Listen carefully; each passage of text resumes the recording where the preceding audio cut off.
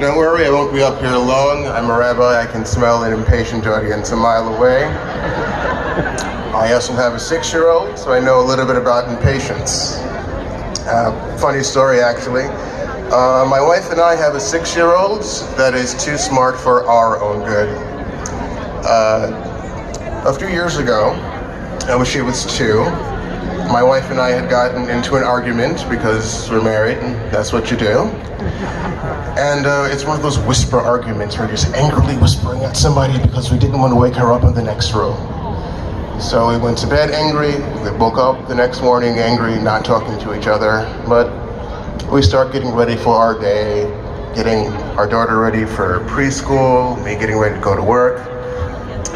And as I'm in the bathroom, brushing my teeth, my little 2-year-old daughter comes in. I'm like, hey, good morning, Boker Tov. She doesn't reply to that. She sort of just takes my hand and leads me out of the bathroom. It's like, oh, this is weird. Let's see where this is going. So she leads me into her bedroom where my wife is, getting her ready. She brings me to my wife, taps my wife's leg, and the three of us are sort of just standing there in the room looking at each other, very weirdly and awkwardly. So we ask my daughter, well, why did you bring us all in here? And she looks at us, then turns around and leaves the room and closes the door behind her. Because she apparently was like, look, I'm gonna need you guys to figure out what's going on. I don't know what's happening there, but I don't have time for these shenanigans. Figure it out. So today, my Jews, we are all my wife and I. And this rally is the room that we've been brought into. Because this is a huge collection of Jews who might not be in the same room at the same time. We have Jews from the right and from the left with very different ideas on what the sources and causes of anti-Semitism are. We have Jews of color who are often dismayed that the discussion of race around anti-Semitic attacks too often devolves into racism, traumatizing us repeatedly as we're simply standing with our fellow Jews, regardless of race or ethnicity. But we are all here because anti-Semitism is an insidious evil that does not differentiate between reform or conservative, between left or right, between black or white.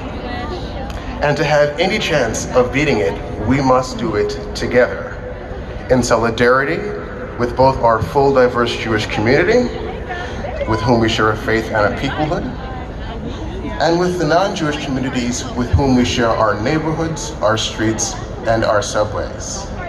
That is the solidarity that will truly keep us safe. But if we as Jews expect those in other communities to address their anti-Semitism and their bigotry, as they should, then we need to be addressing the harmful attitudes in our own communities too. Not because those attitudes are the reason for anti-Semitism, but because those attitudes are equally as morally wrong. If we as Jews are asking for solidarity from the broader communities, we must also be in solidarities with the issues that impact other communities as well.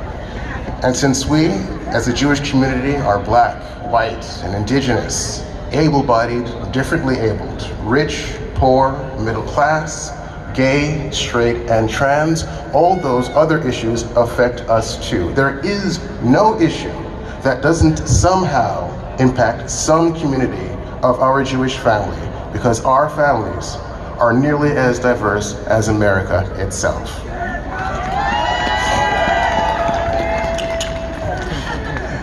These are difficult conversations, but the moment demands that they be had.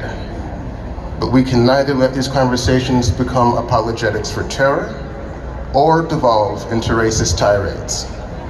No community, Jewish, black, immigrant, Muslim, should have to endure attacks against its existence ever.